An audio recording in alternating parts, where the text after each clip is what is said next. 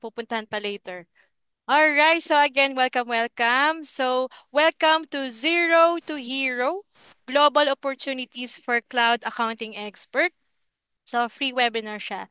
So, loud and clear ba ang aking boses? Naririnig nyo ba? Malakas? Mahina? Okay. So, guys, sa totoo lang, maganda tong topic na to. Wag lang puro QuickBooks. Wag lang puro QB. Kasi zero, ang laki ng opportunity nito. When we learn the software na zero, pwedeng local clients and then pwede ring mga um, particular dito sa Australia. Yan, ito yung kung gusto mo ng day shift, ayaw mo magpuyat, ito aralin natin tong zero. Okay? So, may mga pumapasok pa guys, habol na lang ha. Alright, so again, paulit-ulit ako sa mga webinars ko and welcome dun sa mga ilang milyon na ba tayo? 17 million? Ayan, 17 million webinar. Kung kaya mong i-open yung cam mo, the better. And guys, listen attentively. Ayan, listen lang. Always mute ha. Ayan. Tapos, I think sa lahat ng mga lessons or webinar natin, you have to take down notes. Kung may question ka sa client mo or sa practice mo, right, you can type your questions. So, kung may mga different opinions, respect one another. Then, let's help yung mga hindi makakonect sa Zoom. Ayan. So, yan, dumadami na tayo. 18 million na. Hahabol yung iba niyan, guys. And then, guys, participate ha. Yan, maganda yung mag-participate tayo para alive na alive. And then, enjoy lang. O, pamute po, Mami Marie. Ayan. So, have fun learning. Take a photo and selfie para later, ayan, mabalikan natin and ma-document natin. So, when you post or when you, yung value post, ayan. So, may mga clients yan akong nakukuha guys. Pagka mga ganyan yung even simple training, nagpo-post ako ng training ko and then my analytics kasi si social media, napupunta siya guys sa right na no. So I made the point talaga nagpo-post ako kasi para makita ako ng mga potential clients. Yan. So okay na ha. Ayan, pasok lang yung iba. So we're 20 million, habol na lang yan. Ang daming nag-comment, ang daming nag-register. So thank you so much. Okay? So, bakit nga zero? So, si Madam Lani, pag nagtuturo sa school, laging ano yan, may mga survey or may statistics tayo. So, zero is Australia, New Zealand, United Kingdom, United States, Canada, and Singapore. So, take note of the percentage of that. Grabe guys, oh. Tingnan nyo. Sa US, 5 lang kasi QuickBooks is US. So, si Australia, New Zealand, grabe, 60 to 75% of the market are using zero. O, so ano yung ibig sabihin nun? Pwede nyo silang habulin. O, so pwede nyo silang i-cater yung accounting services nyo kay Australia at New Zealand. And Canada and Singapore. So, may mga naging clients ako taga-US, zero din sila. Mga YouTuber sila, content creator, and then zero ang gamit nila. So, sa United Kingdom. So, guys, lagi tayong binded ng numbers, binded tayo ng statistics whenever we do our services. Kasi doon tayo nagpo-focus ng mga clients, doon tayo nagpo-focus ng ating mga services. Alright, next then, sabi daw, with the usage scales and demographics, verified user daw is 8,211. Grabe, globally, na zero. Within the United States and yun yung malaking within the United hosting the largest share. So, New Zealand, Australia, yung nabanggit kanina, yan, marami. So, sino-sino daw yung mga industries or yung market na ikikater natin na gumagamit ng zero? Yan, mostly they are accounting. Ayan, 40% accounting firm. O yan, baka dito may mga CEO tayong mga guest. Yan, mamaya may papakilala din ako sa inyo. Ayan. So, IT services, yan, 9%. Computer software, 6%. Oh, so, may 34% in UK. Grabe, oh, guys, oh. Kahit 3% lang yan, ma-penetrate mo yung market. Ang laking bagay na yan. Oh, usually daw mga company size, yan, less than 50 employees. 31% yung mga medium industries, and 70% yung mga large na. Kasi pag mga manufacturing heavily, ayan, higher software na gamit nila. Pero guys, huwag kayong matakot kasi sabi nga dito sa survey kanina, 60 to 75% ang gumagamit. O, Australia and New Zealand. O kung gusto niya ng day shift, hindi kayo magpupuyat sa gabi, i-cater nyo si Australia sa kasi New Zealand. O, di ba ang ganda ng statistics natin? And ito pa yung mga industries, guys. Manufacturing, healthcare, software, education, oil, gas, and professional services.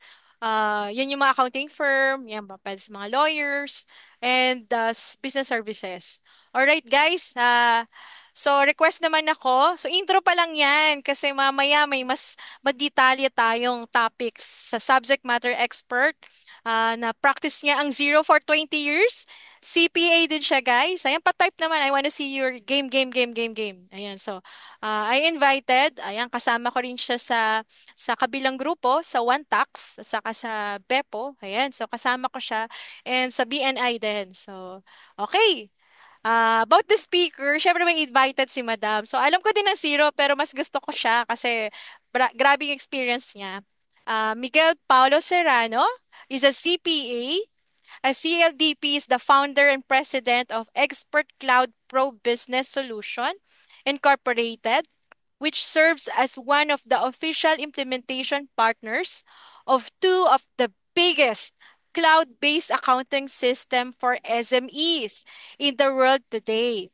Zero Cloud Accounting System. O, di ba? Grabe, no? He's been with accounting and outsourcing industry since his first job way back in 2014 and became one of the leading influencers in the industry for 10 years. Oh, grabe. Catering hands-on training to more than 5,000 accounting professionals around the Philippines since 2016. Oh, so, in-invite ko siya at para mas lalo nating malaman yung zero. Alright, so please welcome guys and applause an emoticon. Ayan, so bro, it's your time to shine. Alright, sige, go ahead. You can share your screen. Sige, thank you so much, Ma'am Lani. And magandang umaga, ay, hapon na pala. Magandang hapon sa lahat ng nandito. Can we just greet each other sa chat box natin? Maganda ka pa sa hapon. Tingnan nga natin kung naririnig po ako. Sound check lang tayo dyan. Pakitype naman sa chat box natin. Maganda ka pa sa hapon. Diba? Wala yatang nakakarinig sa akin. Oo, ayun. Tuloy-tuloy na. Sige, maraming salamat po for actually having me here. It's it's a gulatan po ito na nakarating ako sa webinar na to. Pero I'm very, very much thankful for Ma'am Lani to, invite me for today. Okay? And kahit papaano, within the next 45 minutes, I'll be able to share to all of you, okay, a little bit of things na pwede kong ma-share out of the correction lang po, hindi 20 years of experience. 10 years pa lang po. Kasi kung 20 years na yung experience ko, 12 years old pa lang po ako nagsisiro na. Sorry naman, ako na lang yon. Ako na lang yung 20 years. Mas matanda ako sa'yo.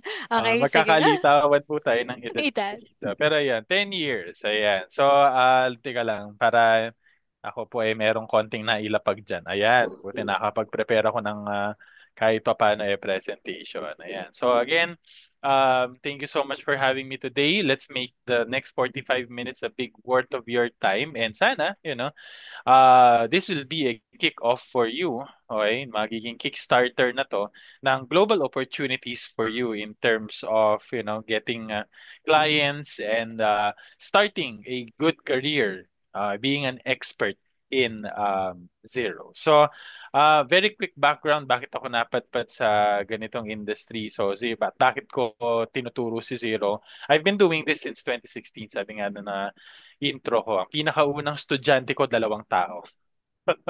Okay, ganun lang yan. 2016 was a private tutorial session, face-to-face pa nun. And then from then on, for the past 8 to 9 years, it became, a big thing for me. Mga actual sessions na kinokonduct ko, yun yung sinabi ko kanina na 5,000, more than 5,000. Mga actual yun na seminars, webinars, mga workshops na related kay Zero, mga hands-on training. Pero in total, lahat ng mga na-orient ko nag-speak na ako about Zero, tinotal ko yan, may tally ako dyan. I've been able to speak to more than 18,000 people about it. And that's how enthusiastic I am. Okay, when it comes to this software. So, 10 taon ko nang kadil si Zero. And a lot of people still ask me, how come you are so much fanatic about it? Honestly, nakapag-attend na rin ako ng 7, tama ba yung sinishare siguro? Na-conscious ako bigla. Ah, Oh, yeah, yeah, okay, okay. Yeah, So, nakikita na namin. Yeah, we can see okay, your okay. screen. Ano yun, nakapag-attend na ako multiple events of Zero. Twice ng roadshow nila sa Singapore. I attended a ZeroCon in Brisbane, and then I also attended another one in Sydney, in Australia. And yun, several events. And even yung mga events naman na kami ang nag-organize dito for twice in a row, dalawang magkasunod na taon, 2024 and 2025, we launched on the previous company that I belong with, sa isang outsourcing company, we did what we call the Career Summit. Meron ba nakapag-attend dito ng Career Summit? Check ko lang. Hindi ako magagalit kung wala. Okay lang naman. Pero kung merong nakapag-attend dito ng Career Summit, paki-mention naman ako sa chat box natin, no? So kung wala, okay, that's fine. You can still find the recordings of those live event na Career Summit 2024 and 2025 sa YouTube channel ng The Backroom, which is yung dati kong company. And for those 2 years, we've been able to invite significant people from Zero. Ay, yung dati, yun yung account manager ko. And then at the same time, this year naman, 2025, na-invite ko naman yung education manager ng Zero to speak sa event namin. So talagang we have a close relationship with Zero since 2014 na. And honestly, how close that came in? Well, when I started my career in the outsourcing industry back in 2014. So nag-graduate po ako ng college ng 2014, April. I took the board exam in October the same year and passed the board exams around 2 weeks after that I landed my first job. And my first job was in the outsourcing industry. So kahit po, kaya lagi ko sinasabi sa mga nakakausap kong potential client, ayan, kahit po may CPA sa pangalan ko, huwag niyo po akong tanungin about Philippine taxation dahil medyo mangangaponte po ako ng konti. Kasi sa 10 taon ko pa na po nagtatrabaho as of this moment, ang practice ko talaga, okay, ibang bansa. So, kung tatanungin mo ako about Philippine tax, mangangamote tayo dyan. Pero kung tatanungin mo ako New Zealand taxation, sige, quiz mo ako, walang problema. Kasi umabot kami sa point na kami na mismo, okay, as in ako personally, ang nagko-conduct ng training sa mga staff ng clients sa New Zealand. So, tandaan natin ang Zero is a software originated in New Zealand. Okay. Sa New Zealand po siya nanggaling. Kiwi po ang founder ng Zero and it is widely used there. Sampu ng Australia kasi marami nag-aakala kanila Australia yung gumawa ng Zero. Hindi po, popular lang talaga siya sa Australia. It's just that Zero, pero ang totoo, yung founder niya is galing siya ng New Zealand. So nakakatawang part doon, like staff nila doon, kasi taga New Zealand mismo, Pinoy pa yung nagtuturo paano nila gamitin yung software.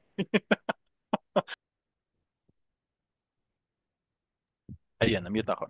And bakit hindi? Kasi 2014, I landed my first job in the outsourcing industry and day two of my work, my task was to study the software. Bakit? Because it was also the first time that the accounting firm that I was assigned with, yung naging client ko nun, it was the first time that they have adopted the system. So sa buong team namin nun, walang may alam kahit sino, even the boss, even the firm owner, okay, didn't know how to use the software. And I was hired, and I didn't know that that was my purpose.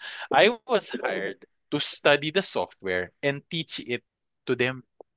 Ganun na nangyari. So, I was so lucky na I was able to work directly with the education team of Zero sa New Zealand. Sila mismo ang nagturo sa akin noon, nung 2014. And so, talagang kasi sa software, lalo na kapag accounting system, hindi naman enough yung may nagtuturo sa iyo eh. So, madami na yan. May video kang titignan, may mga exams kang pagdada. Ang hirap ng zero certification nun ba? Ang hirap pumasa. Totoo lang. Even to the point na dati kapag nag-fail ka sa zero certification, I think you only have like one or two tries lang, tapos wala na, hindi ka na nila papayagan ulit to take the certification. Ngayon, mas maluwag na yung certification eh. Pero back in the day, nung ako yung nag-take, kaya sineselebrate namin talaga noon pag may pubasa ng zero certification kasi sobrang hirap niya. And it was directly facilitated by the education team, diretso sa mismong New Zealand. So sa kanila kang magpapa-certify. And luckily, I was able to work with them. Naging kaklose ko sila, tinuruan nila ako, okay? And syempre, dahil may mabigat kang responsibility to teach the software sa mga kasama mo or even sa boss mo, sa ibang staff nila, I needed to learn every bit of it. That was it. But because of that experience, doon ko siya na-appreciate. Okay? Doon ko siya naintindihan na, okay. So this is exactly what this is trying to do. Okay?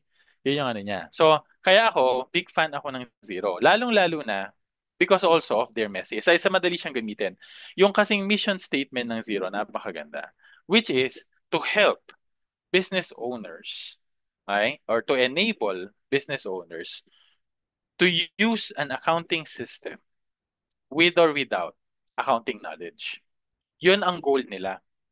Okay? Yun ang goal ng Zero.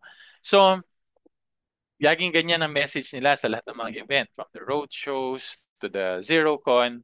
Kaya nga ang tawag sa Zero, it's an accounting system for non-accountants eh.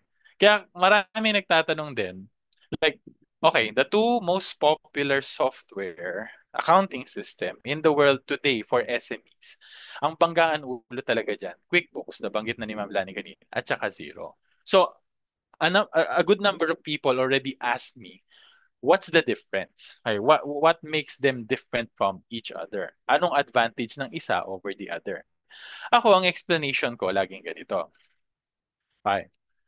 QuickBooks is an accounting system designed for hardcore accountants. Ma'am Lani, kung mag-agree ka dyan. Hardcore accountants. Bakit? Kasi kung gusto mong i-execute yung complexity of the accounting process, QuickBooks can accommodate that. Okay? Kaya niya. Kaya niya. Okay? Bakit? Kasi the inspiration of the design of of QuickBooks is yung mga ERPs natin like SAP, Oracle, and which are designed really for hardcore accountants talaga na susundin mo yung step by step of the accounting process. So kung ganun ka, madalas ang QuickBooks gustong-gusto yan ng mga accounting firms. Okay, yan ang gusto nila. Zero, meanwhile, as I've said a while ago, it is an accounting system designed for non-accountants. Kaya nga pag tinignan mo yung interface ni Zero, napakadaling intindihin. Napakadaling intindihin ng interface. Yung terms na ginagamit nila, yung mga methodologies na ginagamit nila inside the system, hindi sila nakakalito. They don't normally use the term payee. They don't normally use the term, yung mga mahihir, unit. So, yung mga bagay na parang para sa atin, debit, credit, with, sa atin parang, dahil kung accounting ang background mo, normal naman yun eh. Yun na yung words talaga natin. Baga, tumataan na lang sa tenga mo. But for a business owner, for someone who doesn't have any background in accounting, they don't really understand those. Sa atin kasi natitake for granted na lang natin yun eh. Okay? And Zero chose to speak that language.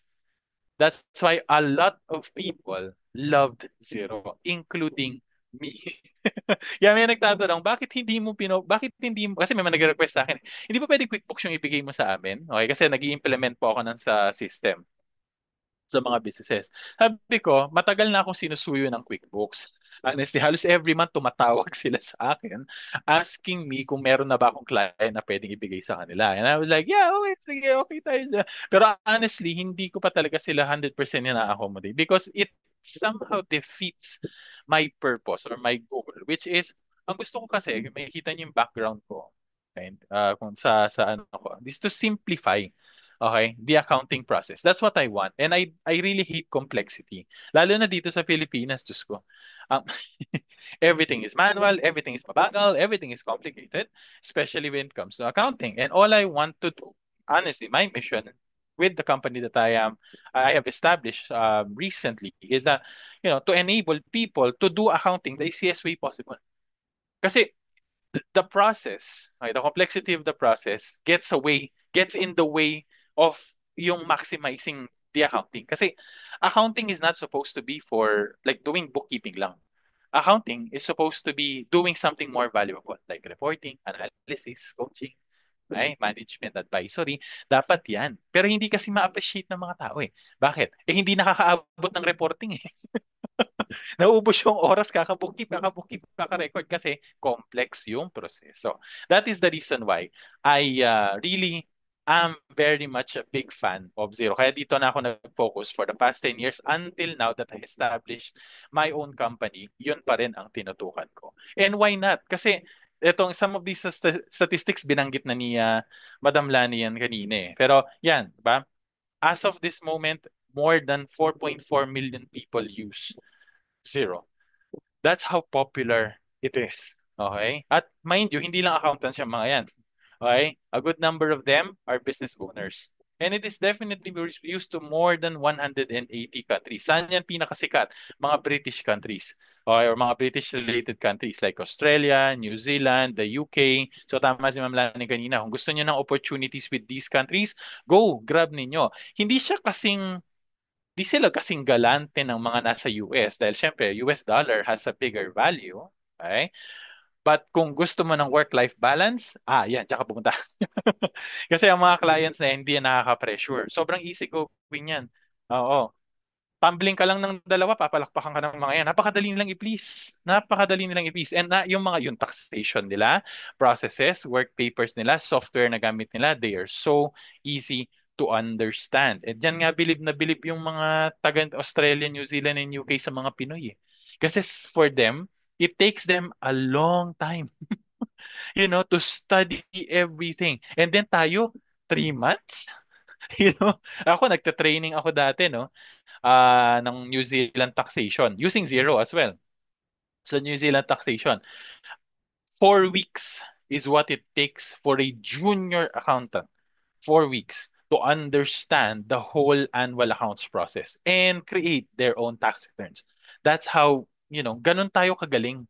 Okay? Sinasabi ko to, sa lahat na nakikilala ko, ang isa sa pinakamagaling, wala naman siguro ng foreigner dito. Maniniguro lang ako.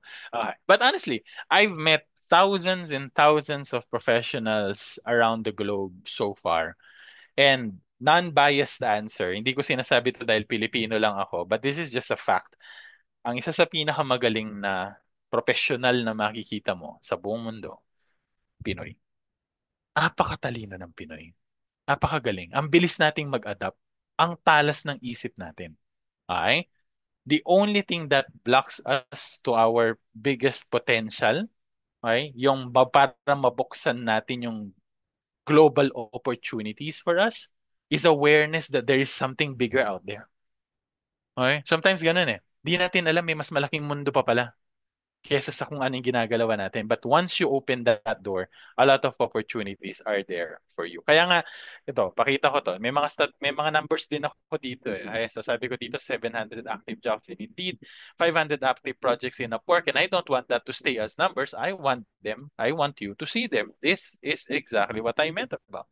So dito sa Indeed, if mag-try kang mag-search, just the word zero, okay, it will give you, okay, all of these different types of roles that you can choose from. Iba't ibang companies, minsan direct yung client, minsan dadaan ka sa mga outsourcing companies.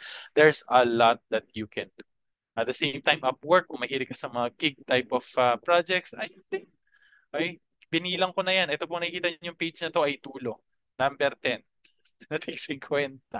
Okay, so that's why I'm telling you there are more than 500 jobs and these are being replenished. Okay, so may nagsara dyan, meron na naman bago. Hindi yan mauubusan. At saka konting trivia, alam niyo po ba na for the next couple of years, in America alone, or in a global sense, there will be a demand for more than 2 million accountants globally. 2 million accountants. However, okay, the number of accountants are decreasing by 200,000 every year. So imagine that. Globally, there will be an increase, okay, in the demand for accountants, but globally as well, 200,000 accountants exit the profession on an annual basis. So how much opportunity is that for you? Okay? So, ano na lang ang kulang? Ang kulang na lang, skills. Okay? And ang pinakamagandang part dito is that skill sets in other countries, they are always related to software, especially for accountants. So, kasi ang accounting principle, accounting process, the concept of debit and credit, pare-pareho naman yan sa iba't ibang bansa. Taxation, easy lang naman yan. Basta gets mo yung Philippine taxation, makakapag-adjust ka na sa ibang bansa. Software, wala tayo dito nun. Okay? Wala masyado dito nun. So, at hindi kayo nag-aaral ng ganyan sa school. Okay? Malamang sa malamang. Meron na rin mga schools ngayon na nagtuturo ng zero. Good. But what I'm worried about is that those teaching these systems are people who have not used the systems at all. Kailangan kasi alam mo paano siya gamitin in actual. Okay? Kaya dapat pumili ng maayos. Kasi once you get an expertise on the system, ah, you know, the world is your playground. Anywhere you want to go. Gusto mong maging loyal dito sa Pilipinas, gusto mo dito magtrabaho, you will find a lot of companies here who are looking for people who know how to use the system. Gusto mo magtrabaho sa ibang bansa, go, walang problema. Outsourcing man yan or mag-abroad ka, a lot of companies are looking for people who know how to use the system. And it's not just the knowing, people who are experts in these systems. Okay? So, ngayon, with dahil hindi ko naman pwedeng ituro lahat today. Okay? We only have 45 minutes. So, bibigyan ko na lang muna kayo ng kind of a point of focus. Okay? San ka ba magsisimula? Ano yung magpapaganda ng resume mo? Ano yung magpapaganda ng LinkedIn profile? At ano yung makakapagbigay ng confidence sa'yo to face people anywhere in the world to tell them I am an expert of zero. So for me, based on my own experience in utilizing the software for hundreds of clients, these are some like top nine of the critical skills that client look for sa mga accountants na nagpapakilalang magaling ako sa zero. So dapat tutukan mo tong anim na to. Ay, siyam na to. Okay? Bigyan ko kayo ng very quick overview how it works inside the system. Sensya na may nag-aalipira nung tricycle dito. No? Okay, so ano-ano yung mga yon? Very, very quickly, I'm gonna explain them one by one. Di naman po ako mag-overtime. So, ano yung nine critical skills na yon? So, we have the reconcile automatic bank feeds, managing bank rules, utilizing cash coding, managing fixed assets, maximizing products and services, establishing tracking categories, assembling manual journals, utilizing find and decode, at saka modifying report packs. Lahat ng yan, basic yan. Ha? Kailangan memorize mo paano mo yan gamitin, alam mo kung paano yan laruin. So, bigyan ko lang kayo ng very quick overview sa bawat isa. Anong bibig ko sabihin doon? Okay, so, first thing, ito po yung zero. Okay? So, first time nyo bang nakita si zero? Meron na ba dito ay man, ang apaka-active naman ng audience. Ito, hindi ko nakikita ngayon, parang nakita yung chat. Okay. Oh, good, good, good. Okay yan, okay yan. So, sino dito, okay, type 1 on the chat box, sino dito yung nakagamit na ng zero before? One. Ay, siyempre, ikaw yan eh, ma'am. Good, sabi ko naman. Okay, marami na pala eh. That's good. Good. So, a big number of the participants that we have here, okay, good number is may experience na in using zero. So, this is going to be a refresher advice for all of you. Ano lahat ng mga dapat tutukan? Dapat may expertise ka. Okay? Sa bawat parte ng zero na to, yung siyam na tinutukoy ko kanina. So, isa-isahin natin. Number one, reconciling automatic bank feeds. So, tandaan po natin, when using cloud-based systems like Xero or even QuickBooks or MYOB, yan yung mga, ang isa sa bentahin ng mga yun, yung tinatawag nating automatic bank feeds. Ano ibig sabihin nun? Nakakonekta ang accounting system nila sa bangko. Okay? Which enables us to, number one, automatically fetch yung mga bank transactions from their online bank account going to zero. Every day, nare-replenish yan. Normally, sa mga countries na na-serve ko na, ang napansin ko, is that they replenish that in the midnight. Okay? And then kinabukasan makikita mo nakaload na yung mga transaction. So, hindi naman yung pagka-swipe nila. ng credit card or ng debit card nila, papasok na kay zero. Ayan. Hindi naman po. Ay, basta iipunin yung transactions ng bangko for the day. At the end of the day, isushoot niya yan diretso kay zero. What is the advantage of that? Number one, less mano-mano. Kasi isa sa pinaka matrabahong parte ng accounting ang bank reconciliation. Di ba? You're trying to make sure that your bank records, okay, bank statements, naka-record sa libro. Kailangan balance yan, left and right. Kaya nga may book-to-bank differences pa tayong ginagawa, blah, blah, blah. So, in zero, you don't need to do that anymore. Basta ang importante, okay, naka-activate yung bank feeds. That's number one. And pangalawa, ay tatandaan natin, hindi porke pumasok na yan sa bangko, ay sa zero, kunyari ito. Ito example ng bank feed, itong 27 items na tinutukoy niya. Yan yung 27 transactions na kinuha ni Zero from the bank going to the software itself. Now, your job as an accountant, okay, or the bookkeeper is to reconcile or to record. Yun po ang ginagamit nilang term dyan, to code these transactions. So, simple lang yan. Ito po yung bank, yung left, ito po yung book. Okay? To the right. Ang kailangan lang mag-match yan. So for example, may payment ka dito na na-receive, sabi ng bangko, galing kay customer na to. May invoice ka na naka-record kay zero. Common sense tells us, same name, same amount, this is a matching transaction and all you need to do is to click OK and it does everything for you. Ganun lang siya kasimple. Okay?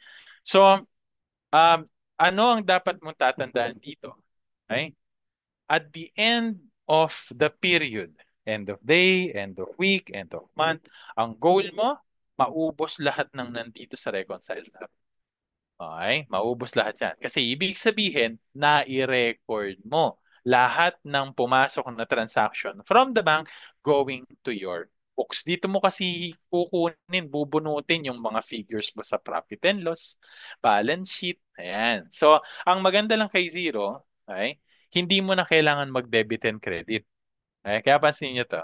Kaya may mga transaction na ganyan. Ang tatanong niya sa'yo, simple. Oh. Who, what, why? Hindi niya tinanong payee, account, description. Di ba yun yung normal ay na ginagamit natin? That's what I meant by, yung sinabi ko kanina na this is an accounting system that is built for non-accountants. It just, trimmed down the language to the normal understanding of people without a background in accounting. Who? Sino kausap mo? What? Para saan yan? Why? Anong purpose ng transaction? Okay? So there are several techniques here like matching of uh, matching of bank statement lines. Okay, dun sa mga existing na invoices and bills kamukha ng ginawa natin kanina. Meron din tayong mga mano-mano na pwede mong isulat. For example, if you want to record this, Smart Agency, copy mo lang yung details going here. Okay, and then let's say this is a payment, no? So let's say kung lalagay mo yan under subscription and then IT software subscription kunwari. Okay? So once you're done with that, click OK and you're done. Okay? Meron pang level 2 yan eh. Okay? Ano yung level 2? Madali mag-record. Ang mahirap mag-troubleshoot. Okay? Kasi there will be instances wherein mabibilaukan yung bank feed. So dapat alam mo, okay, matetrace mo nasaan yung problema. Okay? There will be potential duplicates. There will be potential mismatch. So yun yung mga dapat ipapractice mo along the way. Keeping in mind, these are automatic bank feeds, collected information from the bank going to zero, and your responsibility is to properly record them. Para at the end of the day, etong dalawang balance na to, magtutugma yan. Okay, yun ang goal natin. Dapat ang statement balance mo, which is the total amount of the transactions coming from your bank, will be equal to the balance in zero, which is the total naman ng mga transactions that you coded or reconciled inside the software. Okay? Kung i-explain ko yun in full detail, mga itong part pa lang na to, kulang na isang oras. Overview lang muna tayo. So that's the first one. Okay? Bank reconciliation. Kasi kung alam mo na to kung paano to gamitin, all of their transactions, lalo na sa Australia, sa New Zealand, cash basis po yan kadalasan nag-uumpisa. Okay, ganyan yan. So, ang umpisa ng bookkeeping mo, lagi bangko, bangko, bangko, bangko. Okay, kadalasan dyan ang upis sa araw mo. Magkakaroon na lang tayo ng accrual type of reporting or accounting by end of month, end of period, end of year. Depende kung anong klaseng reporting, interim ba or annual reporting ang ginagawa mo. So pero on a daily basis, lalo na kunyari nagfa-file ka ng mga returns like VAT or GST, ang kausap mo lagi ito on a daily basis. So that's why it is very critical for you to know how do you reconcile automatic bank feed. So that's the first one. Okay? Pangalawa will be to manage bank rules. Bakit? Para dumali buhay mo. Okay? Bakit? Ano ba yung bank rule? The bank rule concept, kunyari ito, 7-Eleven, no? The bank rule concept enables us to standardize our recording of transactions. Paano yon? Kasi when we see a transaction, for example, ito 7-Eleven na to, we can define prior hand, okay, kung okay, paano mo siya gustong ma-record. Okay, so for example, ito yung rule. Pag tinignan mo yung rule na yan, ang sasabihin niya sa'yo okay, is, okay, it tells here, okay, na once you accepted this rule, the transaction will automatically have this description. It will be recorded to this account. It will be taxed at this rate, okay, for the entirety of the amount. So that's what bank rules do. It enables you, okay, to standardize the recording of your transaction. Kasi ang pinaka malaking problema na mararanasan mo, lalong-lalo na kung may client ka sa Australia o kaya sa New Zealand, honestly, ang trabaho mo hindi naman talaga mag-record eh. Alam mo, pinakamalaking trabaho mo kapag may client ka ng ganyan, mag-ayos ng records, mag-correct ng records. Okay? Kasi ang pinakamalaking problema mo dyan, iba yung nag-bookkeep, ikaw ang gagawa ng annual report. So, hindi mo alam kung saan nila pinaglalagay yung mga transactions nila. Okay, kung saan nila pinagko-code. Dito na nagkakaroon ng konting diferensya yung may alam sa accounting at yung walang alam sa accounting. Kasi ikaw na meron ng accounting expertise, tingnan mo yan, ay, hindi dapat to nakakode dito eh. But if you want to make things easier na standard, ito, basta ganitong type of transaction, okay, bumili ako sa Ace Hardware, lahat yan papasok yan sa ganitong account, repairs and maintenance. Okay? Or kapag kunyari, meron akong entertainment expense, automatic 50% ang i-claim natin dyan. You can utilize bank rules here. Okay? Yun ang trabaho nila. At the same time, mabilis. Kasi if, for example, exit tayo dito. Balik tayo kay bank account natin. Ay, napindot ko ba? Ayan. So, balik lang tayo kay bank account. So, for example, itong balikan natin si 7-Eleven kanina. No? And let's try looking at the bank rules itself. So dahil nabasa natin kanina, makakapasok daw siya sa office expenses kapag in-accept natin yung bank rule na yon. Yari, eto.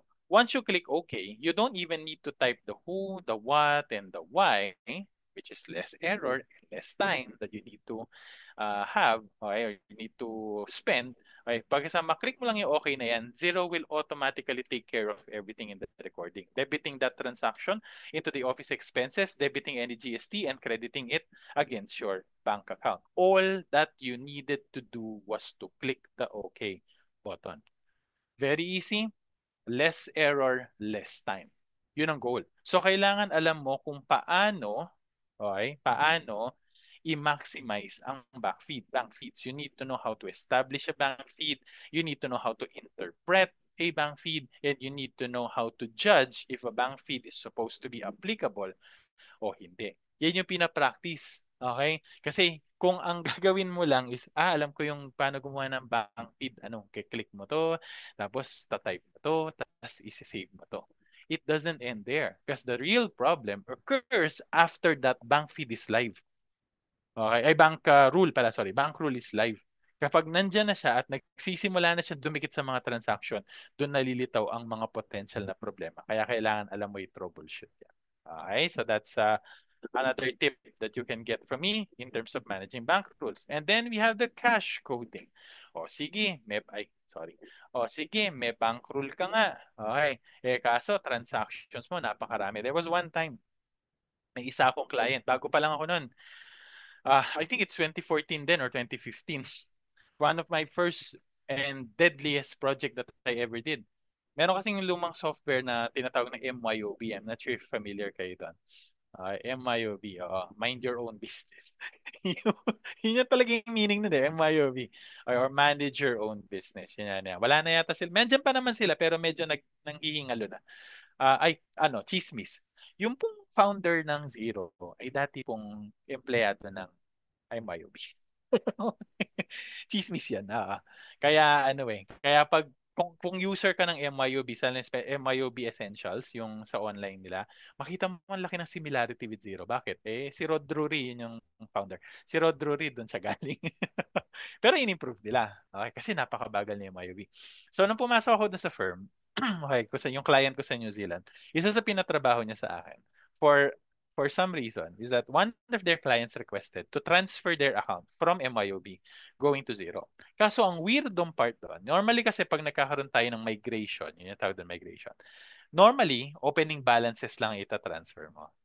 Ay, kung may trial balance. Pero, lakas ng trip ng client. Gusto niya, transaction per transaction for 3 years. You know? So, imagine how many transactions ang kailangan kong hilahin from MYOB at i-transfer kay Zero at kailangan duplicate yun, ha? Sabihin, parehong-pareho itsura niya from one software to another. Kung ikaw ang gumawa ng ginawa ko, hindi ka pa gagaling kay Zero. Makakalkal mo lahat eh. Okay, susubukan mo. Isa sa pinaka-ni-utilize ko, yan, cache coding. Bakit? Kasi it enables us to do massive coding all at the same time. For example, eto, pag kinlik ko tong cache coding na to, okay?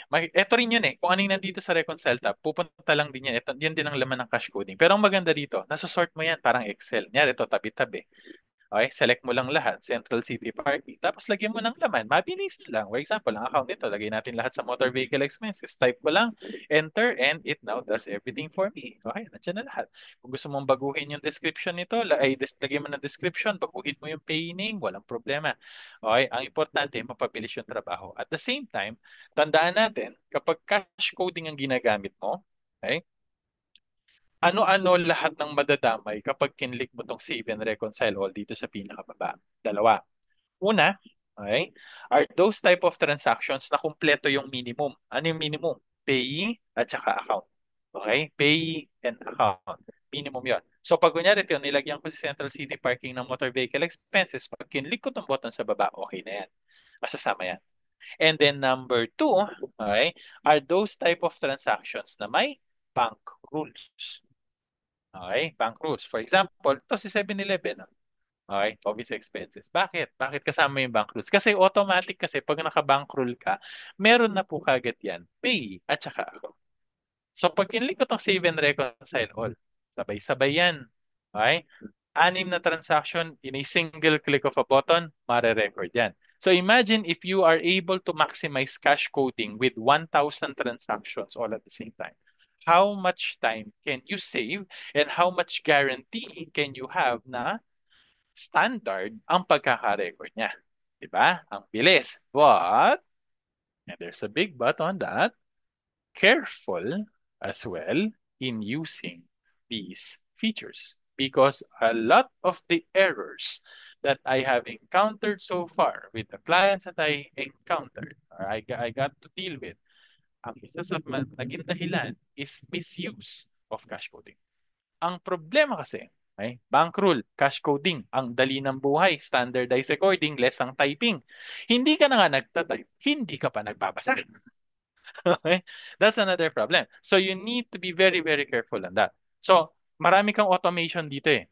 Pero kailangan gamitin mo yung analytical na utak mo. Basahin mo ginagawa mo bago mo i-click yung okay, yung save, yung proceed. Okay? Para masiguro mo tama. Okay? So that's cache coding. And then fixed asset. Hindi ko kayang i-discuss to ng detalyado ngayon dahil mahaba ang topic na to. Basta ang lagi nyo lang tatandaan when it comes to fixed asset, meron tayong tinatawag dyan na two-step process. Okay? Two-step process. So first process dyan, kailangan, okay, i-record mo yung asset sa libro. Paano mo gagawin yun? Yari dito. Okay? May pinili ka dito, may sample pa tayo dito. Wala. Meron kang binili na asset. Okay? Tapos, ni-record mo siya. Let's say, ito. Ay, bangko yan eh. Bakery to eh. Ah, Ano ba to? Buying, best, parking, with code. Oh, with codes, for example, yan. So, may binili ka na asset. I-record mo lang dito. Okay, gagamitan mo lang siya ng fixed asset account. That's step one. Okay na yan. And then step two, you need to go to accounting and fixed assets. And i-record mo siya sa tinatawag nating fixed asset registry. Okay? Now, anong purpose? Bakit kailangan mo siyang i-record ulit sa fixed asset registry? Kasi it is in the fixed asset registry, okay, dito nangyayari yung facilitation of depreciation calculation. Portion, di ba? Okay? Dito na fa-facilitate yung pag-calculate, ganun pa rin ng depreciation. Okay? So kung hindi mo ni-register dito, ni-record mo siya sa libro, ginawa mo yung step one, pero hindi mo na-register dito, sa fixed asset registry, hindi mo define yung depreciation rate niya, hindi mo define yung useful life niya, hindi mo define yung depreciation method niya, hindi yan masasama sa computation ng depreciation expense. And therefore, overstated yung asset mo, understated ang profit and loss mo. Paano kung baliktad? Ni-record mo sa fixed asset registry, bida-bida ka, nauna ka dito. Sabi ni Sir Mix, hindi ko na makakalimutan. Dapat yung fixed asset registry, nauna ka dyan. Nakakalimutan mo namang i-record sa ledger. Ano naman ang mangyayari? Oh, tama yung depreciation expense mo. Tama yung accumulated depreciation mo kasi nag-auto-compute eh. Galing siya dito. Ang problema, yung cost mo dun sa balance sheet, mali. Walang laman yung ledger mo eh. Di ba? So, kailangan po, gawin natin yung dalawang yan. Okay, that's what you need to keep in mind when it comes to doing fixed assets. You need to follow the two-step process. Record it to the ledger, and then record or register the asset in the fixed asset registry. Para pag nag-facilitate ka ng depreciation, masasama yung asset mo at balance ka. May reconciliation pa yan, ha? Isa yan sa pinaka-matrabahong reconciliation na gagawin mo pag nag-cater ka na ng mga clients. And then products and services. Ngayon, akala ng iba kapag sinabing products and services, inventory lang ang pinag-uusapan natin. Honestly, hindi. Lalo na sa ibang bansa, kunyari ang client mo, Australia, New Zealand, UK, wala naman silang pakialam sa inventory. Madalang ako makakita ng client na gagamitin nila itong products and services kasi mo-monitor nila yung quantity of the inventory, cost of sale, etc. Bakit po? Kasi usually, ang method nila dyan, hindi naman perpetual inventory method. Okay? Periodic yan. Okay? So end of month lang, doon lang po sila magka-calculate ng closing balance at doon lang nila ma-determine yung cost of goods sold. So normally, hindi po yan ginagamit. Pero, okay? Pero, there are lots of ways that you can maximize it even if your client is not using it for monitoring the quantities. So for example, gagawa ako ng invoice. Pwede mong isulat na kagad dyan yung pangalan ng item o kaya naman service. Okay? So, huwag ka na mag-setup. Mamaya na yan.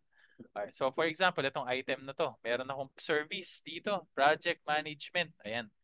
Pag kinlik mo yan, automatic lalabas na yung standard description, standard price, anong account siya papasok, ano yung tax related. So it makes it easier for you to assemble invoices and bills kasi nagkakaroon na tayo ng pre-filling. Okay? And then, wala ka pang chance na magkamali ka, ma-mistype mo, wala lang kung napakadami niyan. At least pare-pareho yung description nila, maayos, mare-review yung pricing. Normally, gagawin mo na lang dito, define mo na lang yung quantity, and i-check mo yung total mo. Tama. So, maximizing products and services, hindi lang siya basta kung ang requirement lang is may inventory yung client. Hindi. Even services or any information na normally nilalagay mo on a standard basis sa mga invoices at saka bills mo, pwede mong idaan yan through the products and services para at least mas mabilis. Isang click ng item, lalabas na lahat ng kailangan mo from description to cost, okay, or pricing to account to tax, etc. Okay, so that's products and services. And then tracking category. So, wag na tayong umalis sa invoice. Ito po yung tracking category. Itong tinatawag na region is a type of tracking. Ano naman po ito? So, kung may multiple branches, multiple departments, okay, yung client, selecting or establishing a tracking category enables you na ipaghiwa-hiwalayin, okay, yung mga transactions. So for example, itong si Demo Company, may apat siya na branch, East, North, South, tsaka West. So kung tong income na to, o tong sales na to, related kay East side, pwede mo ilagay dyan. Okay? Indicate mo. Ano mangyayari? Pag nag-generate ka ngayon ng report, okay, pwede ka na ngayon gumawa ng report, isang P&L para kay East Side, isang report para kay South, isang report para kay West Coast, isang report para kay North. And then, consolidated yung tulong. pwede, pwede ka rin gumawa ng isang PNL lang, solo for each side. So, you can segregate transactions properly through tracking category. Ang tatandaan lang po natin, okay? Pwede mo pong itag sa tracking category any type of transaction that goes to any account. So from income, expense, asset, liability, equity, pwede mo itag. However, you can only use that, okay, yung kunyari comparative reporting per tracking category, magagawa mo lang yon sa P&L. Okay, sa profit and loss. Pero, useful pa rin siya to track everything. Kasi for example, gagawa ka ng general ledger. Tapos i-filter mo, puro east side lang. Okay? O kaya maglalabas ka ng account transactions report. Puro North branch lang. Pwede yun. Ay, pwede ka na mag-segregate filter. So, kung merong ganong klase ng requirement, yung client mo, okay, you need to know how to use it. Lilitaw po yan in both sales, well, hindi lang both. Sales, invoice, purchase bills, fixed asset, okay? And pwede mo rin gawin yung tagging na yan dun sa bank reconciliation natin kanina. Okay, dun sa bank feeds natin. So, that's tracking category. Manual journal, kailangan ko pa bang i-explain kung anong manual journal? I think gets na yan. Ito yung paborito niyong part. Debit credit yan. Okay? Meron lang kayong mga konting tatandaan, lalong-lalo na ang biggest trouble natin sa manual journal po natin. Alright? Is kung meron po tayong ganitong requirement, which is the reversal. Okay, so ay dalawa pala, sorry. So we have the auto reversal. So kung ang ginagawa mong journal entry is a accrual type of journal entry, tatandaan na dapat lagi pong naka-auto reverse yan. Okay? When you're doing the accrual journals and only accrual journals, kailangan naka-auto reverse yan. Paano mo i-activate yung auto reverse? Lagyan mo lang ng date. So for example, ang reporting year mo, 31st of March 2025, for example. Ang auto reversing date mo nun, yung next day, 1st of April 2025. Para dalawang journal entry gagawin niya. Let's say tawag dito, accrue ka, okay, ng receivable. Okay. So, it's a debit accounts receivable, credit to sales, credit to GST. Okay? Yun ang magiging journal entry mo ng 31st of March. And then, 1st of April, kinabukasan, babalik na rin niya yun. Debit niya yung sales, debit niya yung GST, kikredit niya yung accounts receivable. That's part of the normal process of doing accruals. So, that's number one. And then, number two, tatandaan, eto, maingat ka dito. Show journal on cash basis reports. Ano naman po ito? Ang cash basis report, ang pinaka-importanting cash basis report na dapat maging conscious ka, yung, kunyari, GST. GST returns. Okay, that's a sample sa New Zealand, okay, or BAS. Okay, that's another cash basis report. Sa Australia naman yan. GST return, okay, BAS. So, mga cash basis reports yan. So, for example, dito, maglagay ka ng 1,000 sa debit. Ay, sige, kunyari na lang. And then, nag-compute tayo ng tax. Ilagay tayo ng tax rate. Dami namang rate. Ayan. So, meron siyang na-compute dito, si 832.43. Okay? Kapag naka-check yan, ibig sabihin, ika-capture yan ng return. Ay, ulitin ko. Yung na-compute mo na tax dito, pag naka-check to, ika-capture yan ng return. Okay? Kasi nakalagay dito, show journal on cash basis report. So, ibig sabihin, magiging part yan doon. So, kung ayaw mong ma-capture ito ng return, kasi ang ginawa mo journal entry, accrual journal. Cash basis report yung ginagawa mo, di dapat hindi nasama to. Ano gagawin mo? Tatanggalin mo yan. Ay, marami ako nakikitang laging nagkakamali dyan. Kaya nagiging problema nila, hindi pa supposed to be dapat mapasok yung amount na yun sa tax return ng client, abay nasama na. Kasi nakalimutan lang nilang i-antik dito. Ay, yun lang yung two common mistakes na lagi ko nakikita. Ay, auto-reversing date at saka itong tick ng journal report. Ay, meron pa mas malalang kaso dyan, pero ito, medyo challenge na yun bilang accountant eh. Kung paano ko gumawa ng complex compound journal entry. Kasi yung sobrang haba. Sama-sama na yung debit and credit. Pero wag natin pag-usapan ngayon yan. Total features naman ang pinag-usapan natin. And then find and recode. Okay. Sorry, nag-overtime na ba ako, Ma'am Lani? Okay ba tayo? Okay ba tayo? Sige, sige. Mabilis na lang to. Sandali na lang. Ano sabihin ko? Find and recode. Okay. So find and recode, ano naman ito? This is a very powerful tool of Xero. Kasi ang ginagawa ng find and recode, it enables you to do mass editing. Kung yung kung yung cache coding kanina, mash tuloy. Yung cache coding kanina, massive coding ang ine-enable niya sa iyo. Si Find and Recode, massive editing. Okay, so may existing transaction ka na, pwede mo silang i-edit ng sabay-sabay. So for example, okay, find and recode tayo dito. Define mo lang yung parameters mo. Okay? Let's say under the account of, ano masarap pagtripan dito. Try natin entertainment. Search natin. Ang gusto kong gawin, lahat ng to ibalibag ko sa drawings. Okay? For some reason.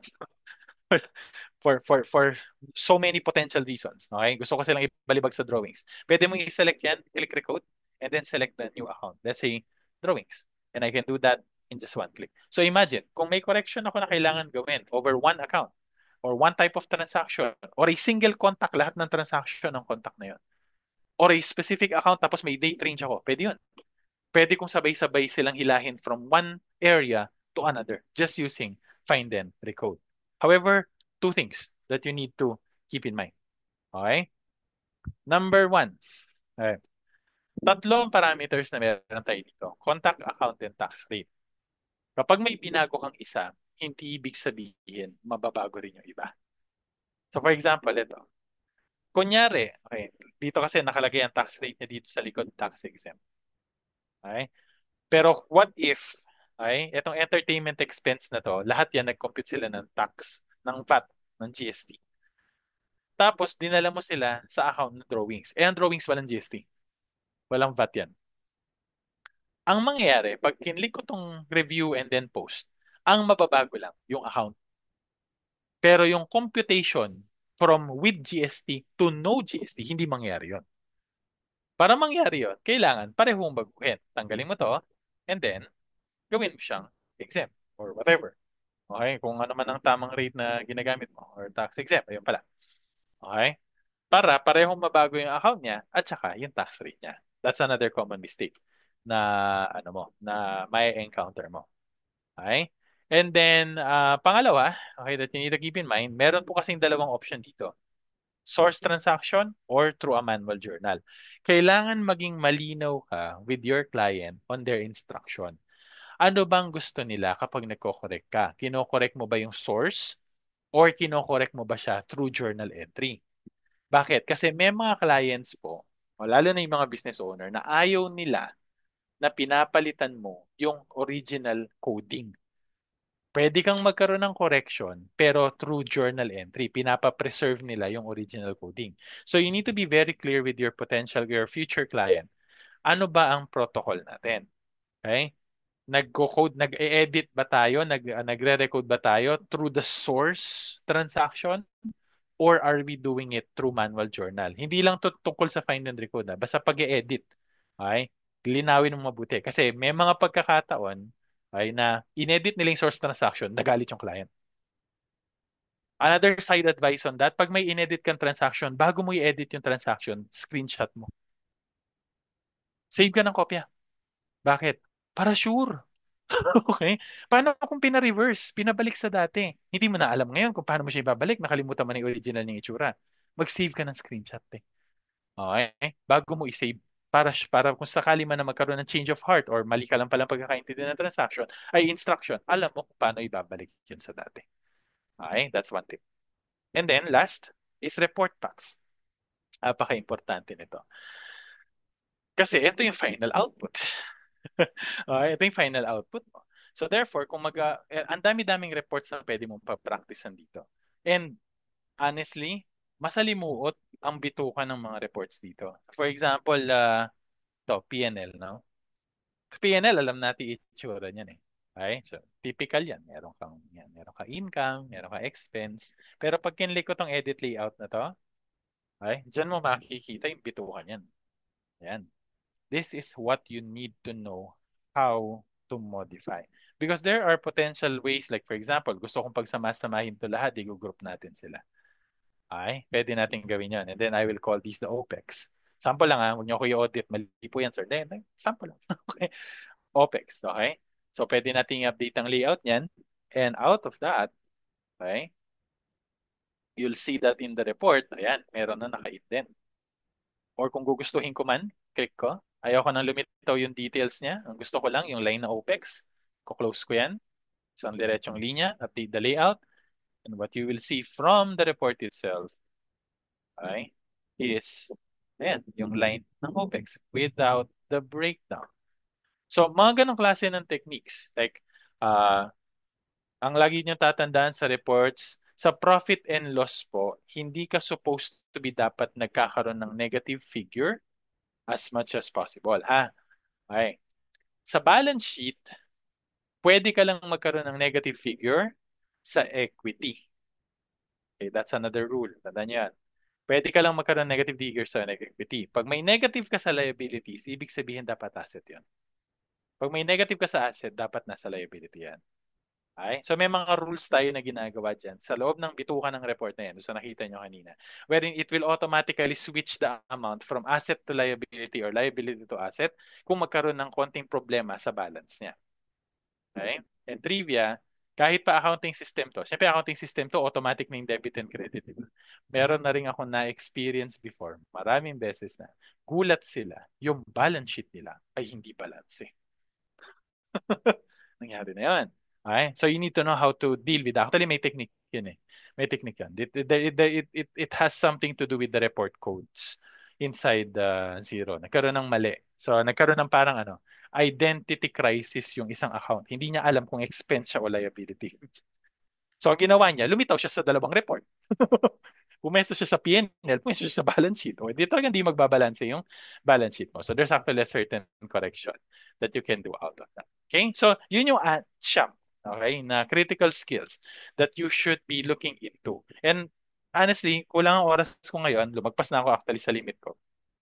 Pero if you want more of these na medyo mas konting elaborate pa, okay, meron actually akong YouTube channel.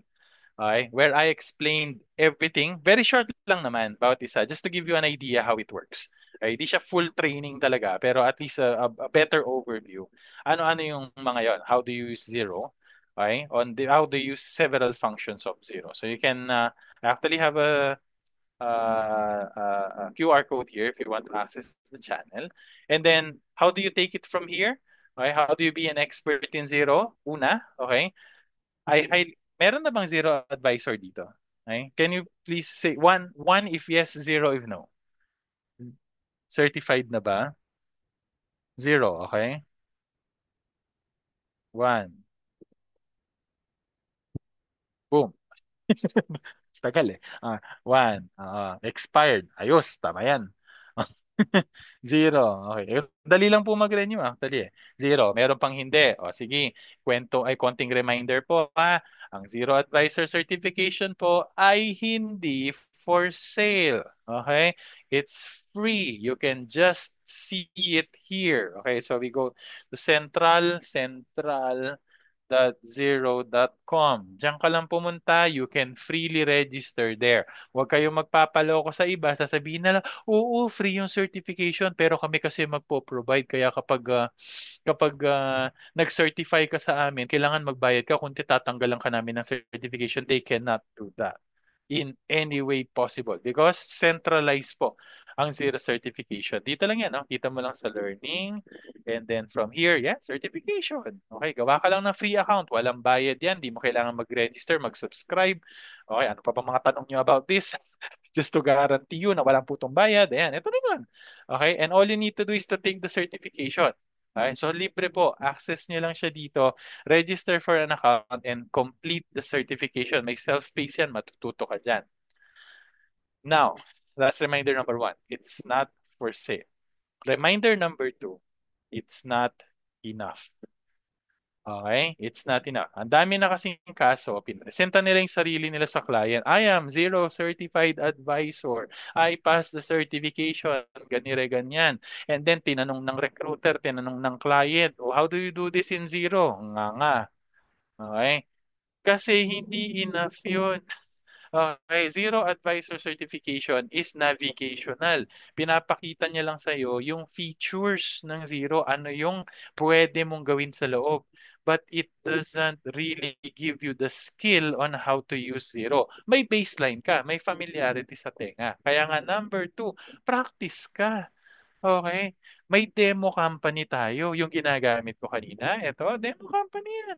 Libre yan. Okay. Kailangan ko po bang may subscription muna ako ng actual organization bago ko ma-access yan? Hindi. Nag-register ka ng account dito sa Zero Central for Certification. meron ka na ring login nun for the demo company. Paglaruan mo yung transaction sa loob, preloaded yan. Lahat ng mga nakita nyo kanina, hindi naman ako gumawa nun eh. Available yan sa loob ng demo company.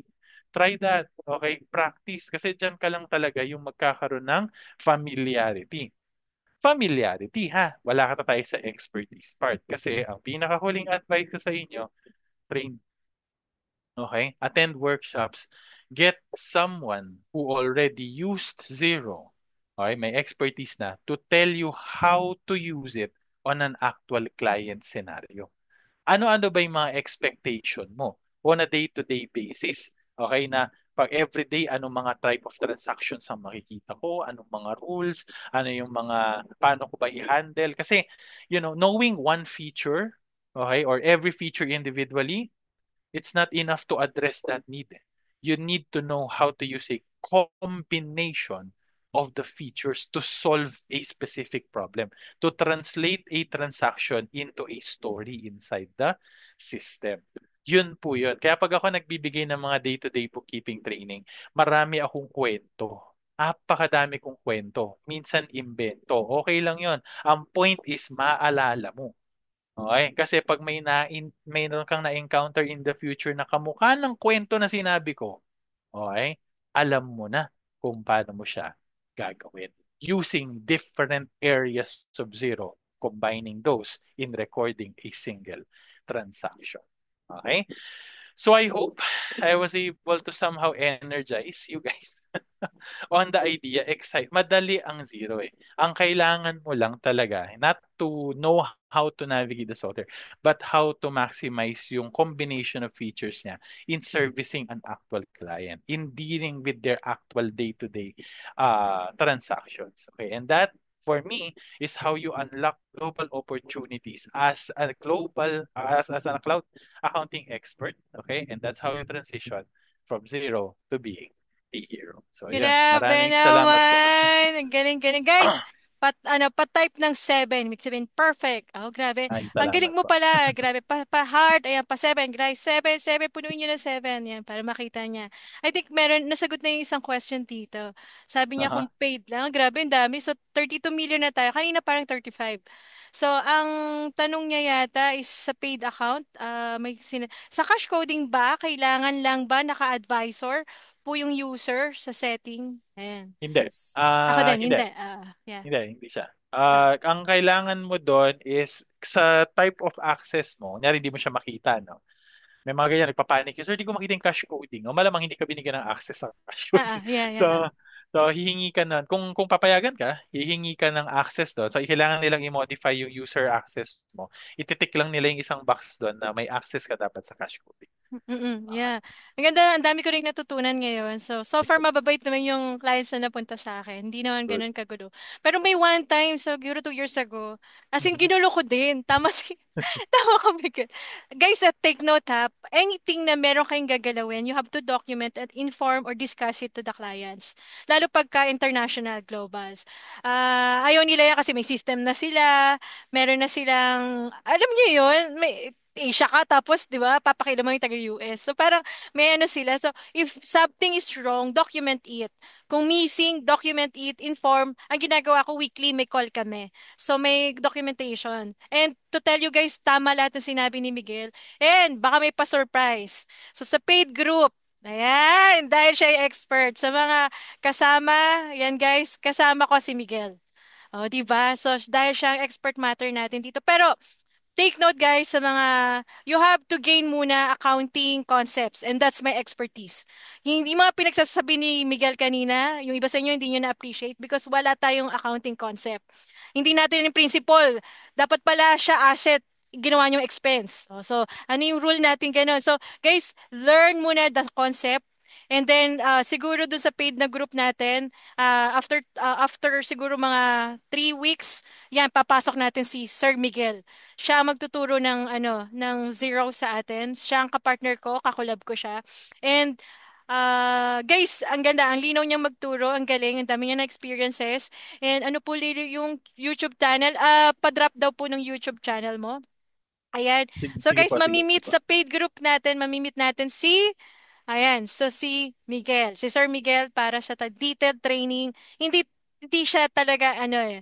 Mas maganda yung marami talagang exposure and experiences when it comes to this. Naaliw nga ako sa kanya sa kwento niya, di ba? What more talaga, guys? Ayan. Pero as kay Minda, sa mga iba dito na bago pa lang, na wala pang accounting ba, guys, babaran nyo guys talaga ng accounting concept. Yun muna. Kasi ang daling matutunan si Zero. Ayan, sabi nga si Sir kanina, very friendly. Pero kung hindi mo alam, debit ba to credit? Liability mo. Diyos ko, sayang. Messy account yan. Maguguluhan, kawawa si Zero. So, I think nagre-raise si, Sir Miguel, may question ka ba or may clarification, Hindi, additional? sabihin, add ko lang yung doon sa sinabi mo na, yeah, kahit pa sinabi ko kanina na Zero is very friendly siya sa mga tao na walang accounting background. Ayan. That's just the first step eh. Na marunong ka lang mag-enter ng transaction. But Sis, ang end okay goal na. mo pa rin kasi is to know how to manage the How? transactions inside. Doon papasok ang accounting knowledge mo. So really critical. Critical na may accounting, may understanding ka ng accounting para mas ma-maximize mo yung software. Yeah, yeah. So, I think, ayan, 32 million na tayo, Sir Miguel. I'll send you this recording and thank you so much. Any question pa, guys? Samantalahin niyo si Sir, paid ba daw? Paano daw? I think meron nag-PM sa akin. Ang tanong niya, Sir, is paano daw mag-subscribe or paano daw yung mga subscription, lalo na pag newbie pa siya, kay client ba siya or kailangan niya nang mag-subscribe? Ayan. Ah, ay depende sa arrangement nyo yan. Pero most of the time, si client po yung Yeah. magsa-subscribe niya. Parang wala pa yata ako nakita na, ay hindi, meron naman, na yung nag-subscribe yung service provider. Pero kasi ang risk nun sa client, ikaw may-ari ng account. Yeah. Which I don't think they want that. So, normally, okay, sila na yung may subscription, may account na sila, and then ipapagamit na lang nila yun sa inyo. Yeah, o yan, ganda daw po ng discussion. Thank you, Sir Ma'am. Ganda-ganda ng discussion. Thank you, Sir Miguel, Ma. Ayan, so ang daming mga kwento. At, Pwede sumegway, ma'am. sige, sige, sige. Pwede ba ako manghingi na, if you think you've learned a lot or at least malang you enjoyed this session, hingi sana ako ng Google review sa inyo kung okay lang. Ako So, gagawa. Sige, para sa'yo. Ay, meron ka na ba? sige po, thank you. Or meron ka na ba? Meron akong link Sige. dito, ilagay ko Ayan, uh, guys, paano ano, naman? Para ano, sa guys, chat mas box. marami tayong matutunan. Ayan, so thank you daw. Ayan, oh, so pa-drop na to, ulitin natin to. Google review. Thank you, Miguel. Grabe, ang naka-attend din ako ng ibang webinar, pero you're so passionate and ang cute mo magkwento. Very talaga nangyari sa'yo. Ang galing, Thank you gusto ko po. yung mga ganyan. Kasi matututo tayo. Kagaya ng mga iba dito na first-timer, hindi pa nila alam yung zero. So at least ano, oh guys, habol na kayo kasi mamimit natin si Sir Miguel sa ating grupo. Ayan, grabe, no? For that, ano. Yeah, very informative daw, sabi ni Marie. Thank you, Thank Sir you Miguel, so sabi much. ni Janeline. O kung wala nang tanong, guys, alam ko yung iba may pupuntahan pa, may work pa atang iba. Sir Miguel, makikita ka uli namin soon sa ating paid na group. Yes. Alright, so thank you so much. Picture tayo daw open kasi sabi ni Sir Miguel gusto niya na may picture. And guys, Yes. reach out kayo kay Sir Miguel nasa Miguel din Serrano, yung kanyang Facebook. And Mm. makikita natin siya sa ating lesson. Ayan, sa paid group, guys. Ayan, so nabawasan na. Alright, picture tayo. Ayan, so open lang. Ayan, thank you kay Minda, kay Marie. Ayan, so sa ating grupo, bibigyan niya tayo guys talaga ng mga actual senaryo. Ayan, mga senaryo. Yung mga hands-on. 'Di ba, Sir Miguel? Yung mga Yes. ganon. Yes. Makikita Kailangan yan. natin siya. Ma-imagine mo siya. Ma-imagine Oh, mo may rin. imagine mo siya. Tapos may exam pa yan, si Sir Miguel, assessment. May assessment pa yan, yan ang discussion natin. May assessment kayo, guys, bago kayo mabigyan ng certification. Alright, kung wala nang tanong, connect kayo kay Sir Miguel. And Sir Miguel, thank you so much. Yung certificate mo, may pinrepare ako, I'll send Mm. it. Thank Thank you. you so much, Sir Miguel, for your continue Nag- inspiring Filipino professional. Tapos na. Sorry, send Nag-picture ko na na kayo? lang. Okay. Oo, Sige. na-picture na. And Okay, thank you, okay. continue to inspire mga Filipino professionals to be global and talagang professional. Hindi lang talaga, basta ka nag-bookkeep or ano, pero alam mo yung may laban ka.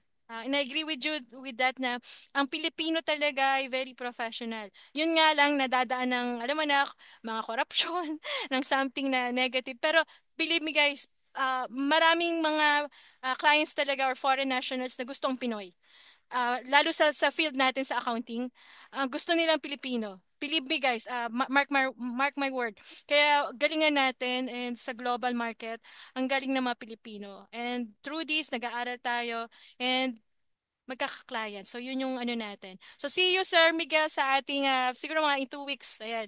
Para, turuan ko muna sila ng accounting. Itong mga grupo nito. So, maraming grupo to. Ayan. So, with that,